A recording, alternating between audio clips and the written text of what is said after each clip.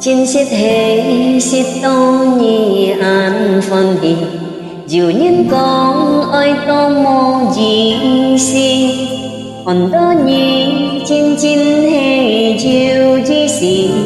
chừng dân ngà xiêm chiều hệ diệu nhì hệ con nhì ly khói trôi ngờ xiêm lì nhì ơi kỳ đất chít ta kín có phòn hì dùng bán hiểu ngày quân nhì dèo chơi xiêm lì dùn dần nhì ngày phiêu lo chơi ngà xiêm lì in hà ngày chín xiết hệ an xa nhi hệ mô kết có nhì hân chơi ngà xiêm lì khi mong hà sẽ hà nhau phần nhì đó nhì khi mong nhì ca khi kết có nhau phần nhì ngày bởi kết xem nhiên lối mong kỳ nhì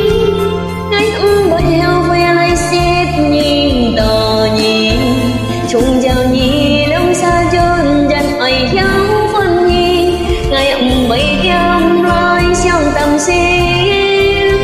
sẽ sống truy phần nhì che lấy xiết đó nhì mình liều cây tăng xa trời ly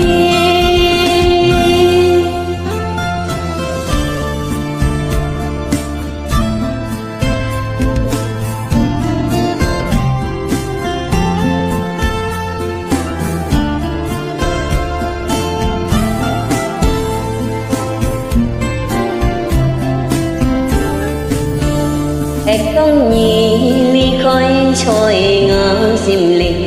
nhì ơi kỳ đất chít ta kín có phòn hì